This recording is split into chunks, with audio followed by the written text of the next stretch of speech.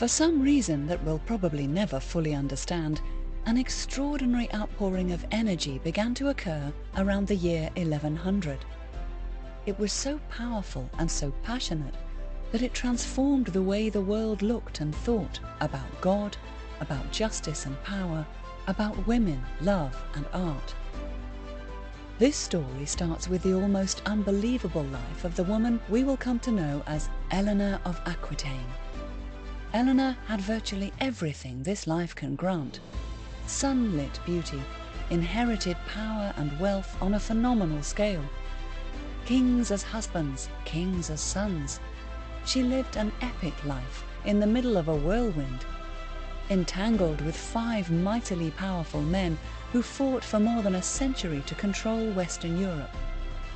Surrounding them is an incredible array of people who lived in that world, doing incredible things, from building stone cathedrals that streamed with sunlight, to fighting 2 crusades, to inventing fictional characters we still read about. We know of only a few of them, and what we do know of even these favoured few is limited by their records and our own comprehension. Come with us as we journey to meet Eleanor of Aquitaine, Henry Plantagenet, Richard Lionheart, King John, and all the remarkable people surrounding them. To be in their presence is an exhilarating experience. Won't you join us? Welcome to Lion's Forge. My name is Beckett, and I want to tell you a story, an epic story of 5 kings and the Lion Queen. Episode 3. The Capets win the lottery. We find ourselves in the year 1137 and need to pause here to talk about 2 key aspects of the feudal world we're now in: liege lords and homage, concepts which will play very large roles in our story. Men who had come to own land, often thanks to notable success at wars, ancient and more recent, were linked by rights and obligations to others both above and beneath them in society. One higher on the ladder was your liege lord. It wouldn't be unusual to have several at the same time, some of whom could also be liege lords to others. Those lower on the ladder were the vassals of those above. Even great lords like Duke William of the Aquitaine could be vassals, in their case vassals of a king. A king, in turn, was God's vassal. Both liege and vassal personally pledged each other homage, a range of duties and services, the most important being sworn promises of physical defense and protection. How diligent you were about following through depended on how strong you believed you were and how weak you thought your lord might be. As society grew in size and complexity, liege-vassal relationships proliferated.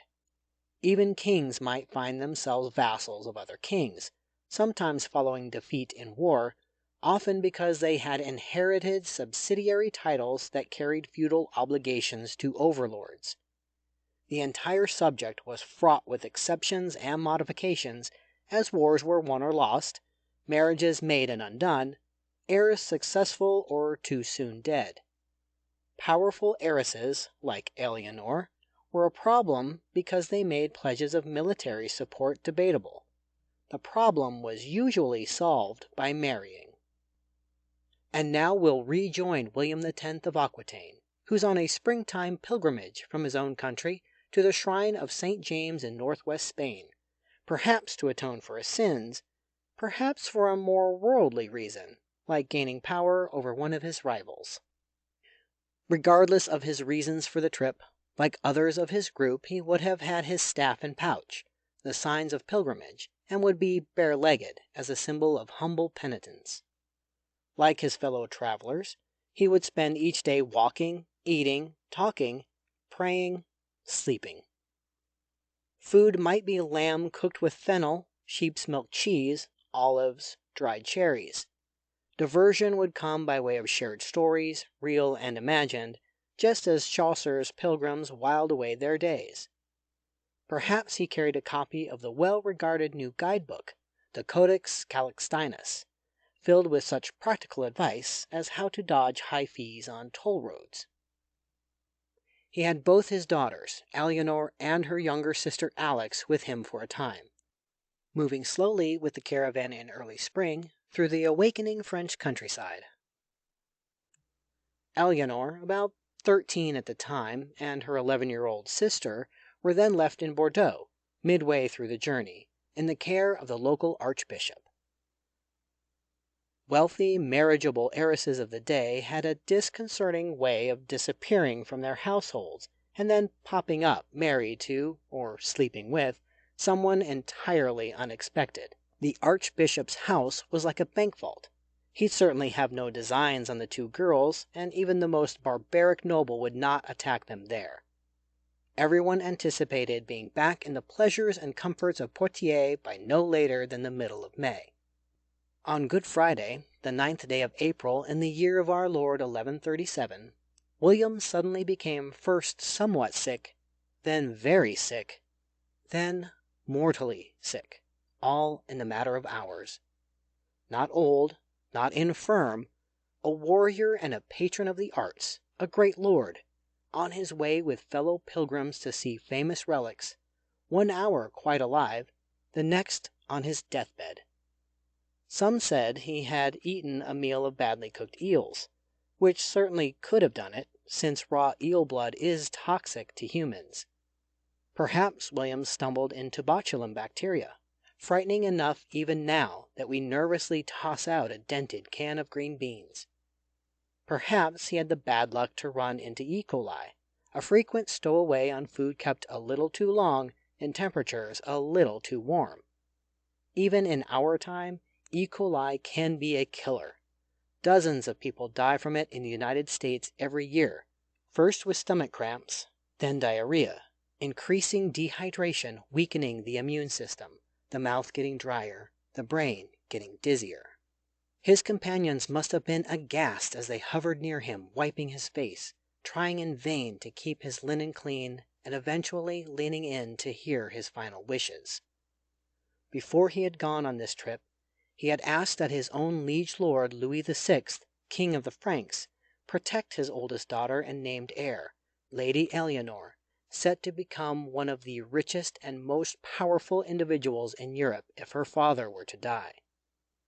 William told his men to go to Paris, commanding that no one was to know of his death before Louis.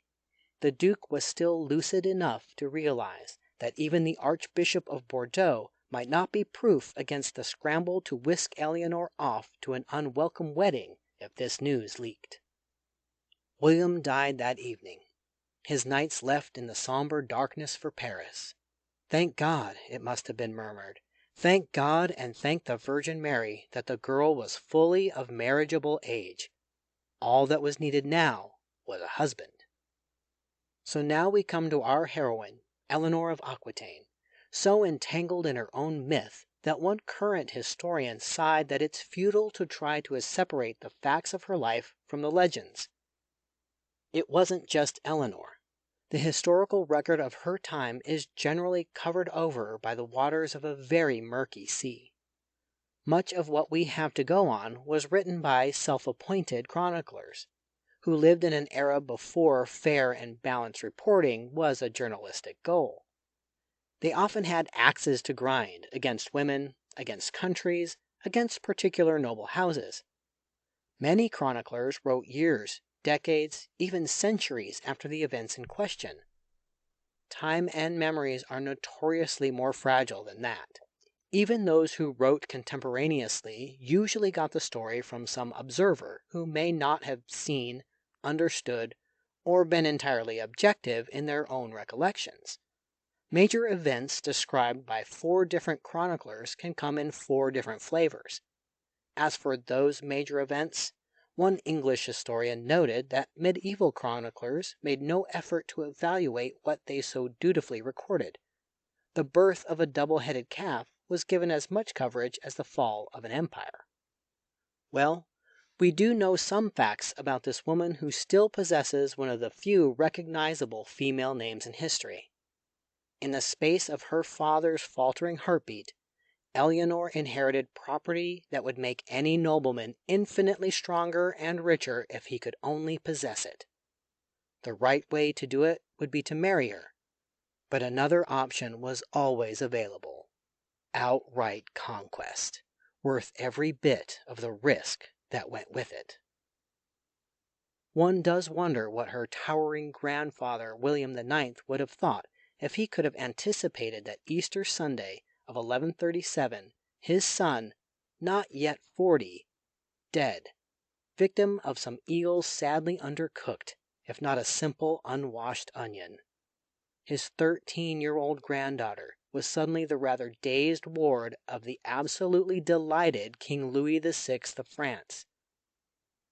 We need to note here that France, as we know it, didn't exist in the 12th century. It was then called the Kingdom of the Franks, just a fraction of the modern country, but we'll use France and the French as the terms most familiar to us. You need to forget whatever you might recall about the glories of Versailles. France in 1137 was centuries away from any hint of its eventual grandeur. If anything, the mighty Dukes of Aquitaine would have considered the King of France and his House of Capets a minor player in their world of dynastic politics. Some 6 generations before our story began, little Hugh Capet, ambitious as many men but wilier than most, had snuck onto the French throne while the truer heir, the Duke of Lorraine, was out of town. This Capet was fortune's darling. There's no other way to describe his success. Even if grudgingly, most of the great French nobles eventually consented to his occupying the throne, probably considering the French monarchy so powerless that whoever called himself king was of little matter to them. We think of kings, especially kings in the era of knights and castles, as immensely powerful, but monarchy has often been a matter of who has the biggest purse or army. The Capets didn't. Nor did genetics come to their aid. Since after Hugh died, a series of near imbeciles succeeded him. The next several generations managed to shrink the Capetian domain to a virtual nub. When Eleanor's father William X first inherited the great Aquitaine, the French king ruled next to nothing. Just 5 towns centered on the Ile-de-France at the Seine: Paris and Orléans, Estampes, Melun, and Compiègne. Once those names had been called, the king's herald could step back and take a rest. Meanwhile, the great lords, the Dukes of Aquitaine and Normandy, and their peers, the Counts of Anjou, Toulouse, and Champagne, ruled far larger and richer domains that butted up against the French king's lands in every direction. These gentlemen were bull-headed, avaricious, and possessed armies of their own. Even barons on lower rungs of the aristocracy ladder raised hell of their own in the nooks and crannies of the greater lords' domains. Many of the most obnoxious made their homes just outside Capetian territory. On Good Friday, 1137, the occupant of the paltry French throne was King Louis VI, nicknamed the Fat. Thanks to a losing battle with obesity as he aged, his nickname brings to mind the image of an apple dumpling bathed in cream and set upon a throne. However, Louis VI was no buffoon.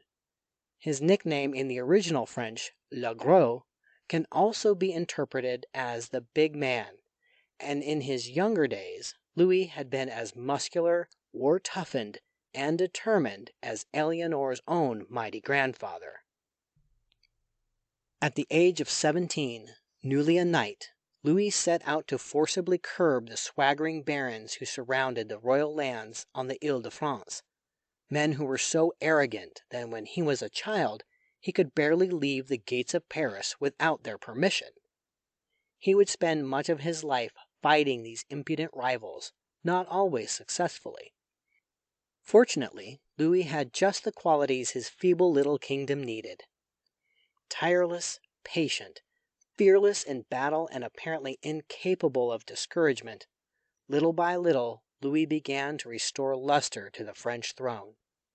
His individual efforts often were meager at best, but over time they slowly improved the position of the French monarchy in the 1100s. Young Louis had been unlucky in his family life, where the Capets could hold their own in any medieval contest of marital misconduct. His father, King Philip I, summarily dumped his first wife, Louis's mother, for what must have been one of the most glorious beauties of the age, Bertrade de Montfort. Bertrade apparently was really something. The man to whom she was already married, the Count of Anjou, had divorced his first wife to get his hands on her. Since both Philip and Bertrade were legally married to someone else, they were threatened with excommunication when they insisted on marrying each other in the face of the church's violent opposition. Philip did make repeated stabs at renouncing this bewitching beauty for the good of his immortal soul, but they never held. The great French churchman and royal advisor, Abbot Suger, was the historian of the realm among other occupations. He was absolutely determined to put the Capetian dynasty in the best possible public light, yet even he described Philip as so consumed by passion for Bertrade that he lost all interest in the affairs of state.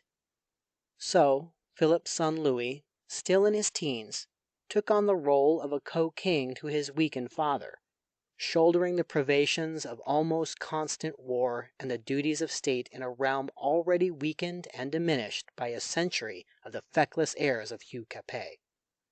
When Philip died, perhaps worn out by life with Bertrade, but still making it almost to the age of 60, his hard-working son Louis took the crown, evading all of Bertrade's significant efforts to put her own son on the French throne. Louis was 27 when he inherited his domain. He'd already spent a decade governing for his weak-willed father while fighting off half-outlaw rivals far older than himself. That decade taught him a lot. Louis would be a warrior leader, never the kind who sat on a nearby hillside while his knights straightened in their saddles and kicked their great war horses into a fight. But most nobles of his time fought. He impresses us now because he would also prove himself conscious of the then uncommon idea that a ruler should see that his people enjoyed order and justice. Few of his peers concerned themselves overly much with those concepts. Most, in fact, would have found them laughable. It is a decided mark in his favor that the brilliant and humane Abbot Suger, Capetian advisor and biographer, became a devoted and admiring friend, recording that years later, as Louis lay dying on the cold stone floor of his room, his last words to his own son and heir were to do justice to every man. To Louis's own immense regret, he struggled with obesity and related problems that worsened as he aged. He dutifully swallowed inch-long medicinal tablets made of clay that contained a dozen herbs pounded together by his doctors in an effort to settle his notoriously bad bowels. They may have helped a little, but nothing cured his weight problem. For years before he died, he was too fat to mount the war horse that once would have willingly taken him into the thick of any battle. Despite his heft, he married twice, successfully the second time at the age of 35. His second wife, Adelaide de Maurienne, was amazingly fertile. The evidently very happy couple had 7 sons, along with a daughter, in an eye-opening 9 years. The eldest boy, Louis's heir, was named Philip, after his grandfather, but as things turned out there would be no Philip II in this century. While only a youngster of 15, cocky and rebellious Philip died after falling from his horse, some say the sorry consequence of a run-in with a feral pig in Paris. Well, personal tragedy it may have been, but ultimately of small importance. There were plenty of options in this family.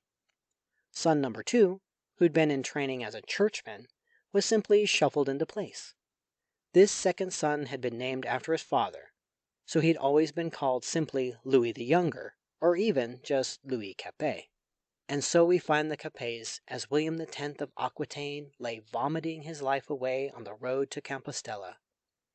King Louis was himself a sick man smelling of dysentery.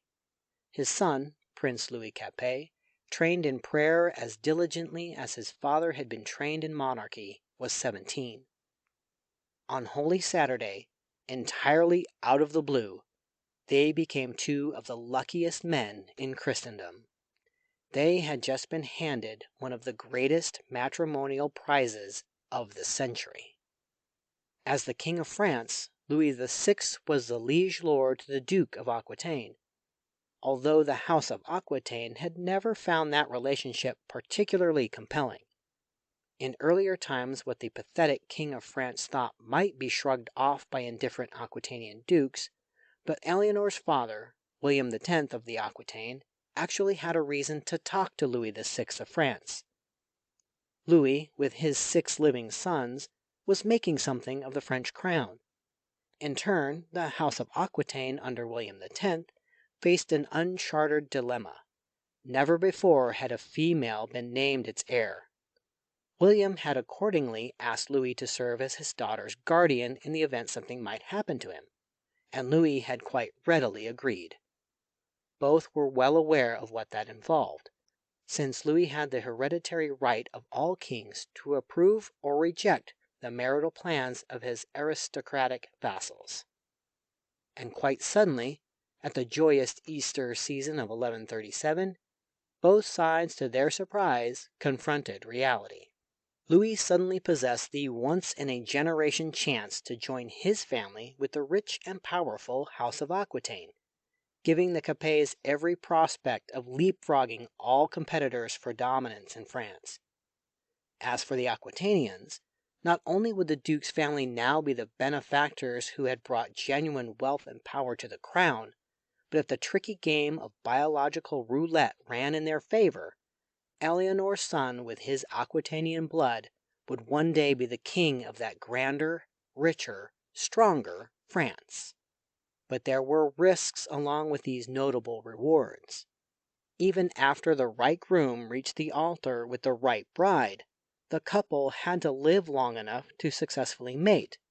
The mother had to live long enough to be delivered of a living son, and the baby boy had to live long enough to outlast every other rival for the crown. It was a magnificent game, with a final tally that could only be reckoned after the course of entire lifetimes.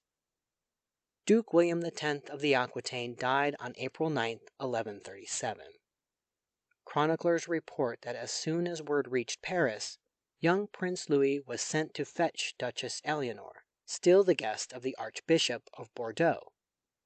Chroniclers of the day adored flashy scenes and were forever making feverish rounding errors when estimating participants in various undertakings, whether weddings or wars. Accordingly, we are asked to believe that 500 knights rode with the prince. By the way, we know very well today that even 200 would have been an extraordinary number. This kind of hyper-imaginative description will be seen again and often in everything from crusades to weddings.